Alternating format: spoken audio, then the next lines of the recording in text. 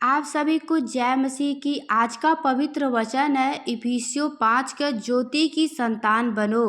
तो इस वचन को पूरा ध्यान से ज़रूर सुना और पूरा वीडियो ज़रूर सुना, क्योंकि परमेश्वर चाहते हैं आप हर एक वचन को जानो और आशीष पाओ। हालेलुया। तो आगे हम वचन को बताते, आप लोग ध्यान से वचन को सुनना और विश्वास करना। इसीलिए प्रिय बालकों के समान परमेश्वर का अनुकरण करो और प्रेम में चलो, जैसे मसीह ने भी तुमसे प्रेम किया और हमारे हालेलुया लिए अपने आप को सुखदायक सुगंध के लिए परमेश्वर के आगे भेंट करके बलिदान कर दिया, जैसा पवित्र लोग के योग है। वैसे तुम में बेविचार और किसी प्रकार के अशुद्ध काम या लोभ की चर्चा तक ना हो, और ना निर्लज्जा, ना मूढ़ता की बातचीत की, ना ठट्ठे की, क्योंकि यह बातें शोभा नहीं देती, वरन धन्यवाद ही सुना जाए।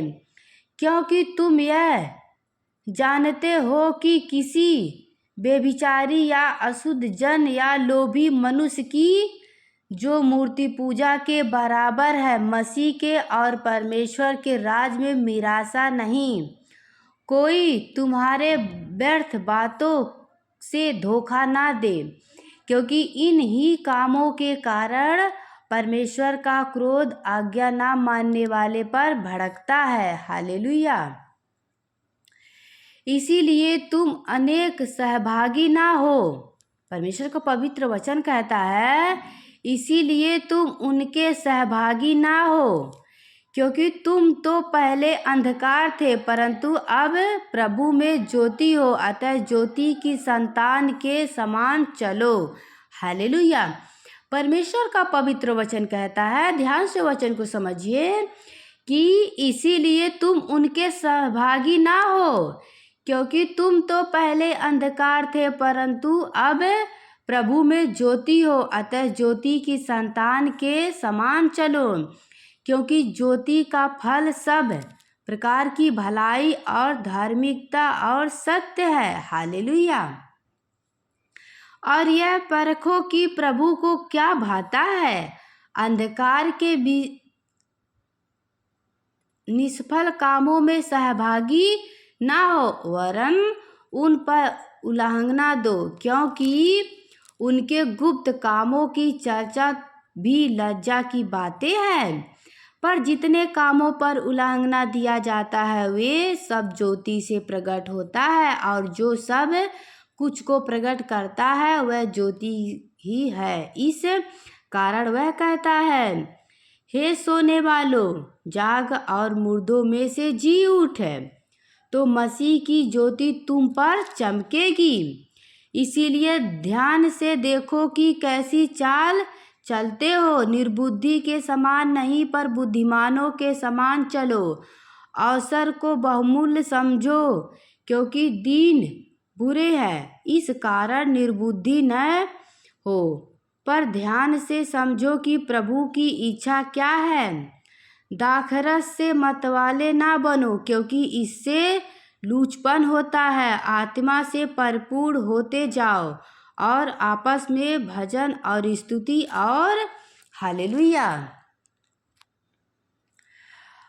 आत्मिक गीत गाया करो, और अपने अपने मन में प्रभु के समान गाते और कीर्तन करते रहो, और सदा सब बातों के लिए हमारे प्रभु यीशु मसीह के नाम से परमेश्वर पिता का धन्यवाद करते रहो।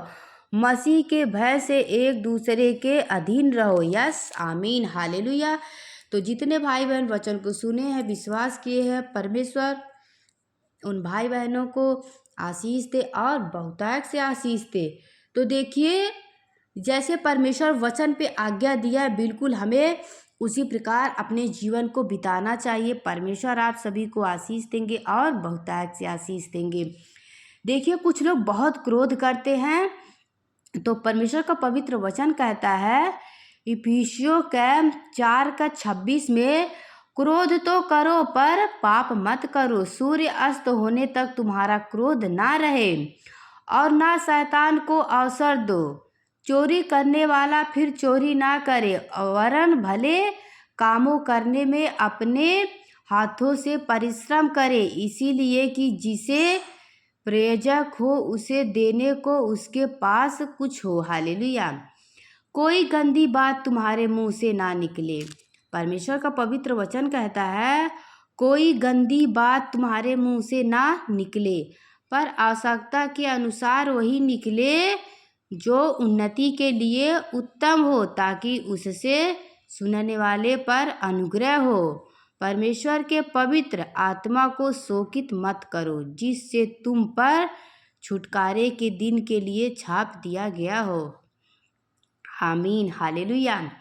सब प्रकार की कड़वाहट और क्रोध और कलह और निंदा सब बैर भाव समेत तुम से दूर किया जाए। एक दूसरे पर कृपालु और करुणामय हो, और जैसे परमेश्वर ने मसीह में तुम्हारे अपराध क्षमा किए, वैसे ही तुम भी एक दूसरे के अपराध क्षमा करो। यस, आमीन। तो देखिए, परमेश्वर का पवित्र वचन कहता है जैसे परमेश्वर ने हमारे अपराधों को क्षमा किया है, वैसे ही हमें भी एक दूसरे के अपराध क्षमा करना चाहिए। और परमेश्वर का पवित्र वचन कहता है कोई भी गंदी बात तुम्हारे मुंह से ना निकले। हालेलुया। तो मैं उम्मीद करती हूँ आप लोग को वचन समझ आया होगा। तो अब आप लोग अगर कोई गुनाह करता है तो आप भी उनके गुनाहों को क्षमा करिए, एक दूसरे से प्रेम करिए और अपने मुंह से कोई भी गंदी बात ना निकालिए, और परमेश्वर की आज्ञाओं पे चलिए। प्रभु आप सभी के संग है। हालेलुया। तो देखिए, और भी हम वचन बताने जा रहे हैं, तो ध्यान से वचन को सुनना। प्रभु जी आप सभी को आशीष देंगे और बहुतायत से आशीष देंगे। तो आज हम वचन बताएंगे स्वामी और दास के बारे में। यहाँ एक वचन है जो बहुत प्यारा वचन है, ध्यान से समझना। ये वचन है इफिसियों 6:5 में लिखा गया है, हे दासों, जो लोग इस संसार में तुम्हारे स्वामी है, अपने मन में सीधाई से डरते और कांपते हुए वैसे ही मसीह की वैसे ही उनकी भी आज्ञा मानो। हालेलुया। तो ये वचन यहाँ है। तो मैं उम्मीद करती हूँ आप लोग को भी समझ आया होगा। तो आप लोग ऐसे मेरे वीडियो में बने रहिए, और भी वचन हम बता रहे हैं, इम्पोर्टेंट वचन जो प्रभु चाहते हैं आप हर एक वचन को जानो और आशीष पाओ। पिता परमेश्वर आप सभी को वचन के द्वारा आशीष दे और बहुतायत से आशीष दे।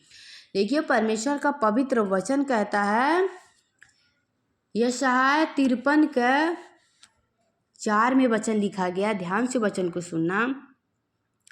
निश्चय उसने हमारे रोगों को सह लिया और हमारे ही दुखों को उठा लिया, तो भी हमने उसे परमेश्वर का मरा कूटा और दूसरा में पड़ा हुआ समझा, परंतु वह हमारे ही अपराधों के कारण घायल किया गया, वह हमारे अधर्म के कामों के कारण कुचला गया। हमारी ही शांति के लिए उस पर बड़ी ताड़ना पड़ी कि उसके कोड़े खाने से हम लोग चंगे हो जाए। यस, आमीन। हालेलुया।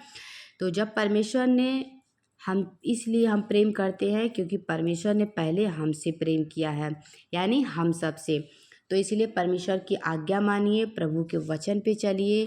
प्रभु आप सभी को आशीष देंगे और बहुतायत से आशीष देंगे। तो आगे एक और हम वचन बताते हैं जो भजन संहिता 9 का है, परमेश्वर के न्याय के लिए धन्यवाद का भजन। इसके बारे में वचन है, तो ध्यान से आप लोग वचन को सुनना। हे यहोवा परमेश्वर, मैं अपने पूर्ण मन से तेरा धन्यवाद करूँगा, मैं तेरे सब आश्चर्य कर्मों का वर्णन करूँगा, मैं तेरे कारण आनंदित और प्रफुल्लित होऊंगा। हे परम प्रधान, मैं तेरे नाम का भजन गाऊंगा। आमीन। हालेलुया। परमेश्वर का पवित्र वचन कहता है भजन संहिता 9:9 में, यहोवा पिसे हुए के लिए ऊंचा गढ़ ठहरेगा, वह संकट के समय के लिए भी ऊंचा गढ़ ठहरेगा। तेरे नाम के जानने वाले तुझ पर भरोसा रखेंगे, क्योंकि हे यहोवा तूने अपने खोजियों को त्यागा नहीं दिया है।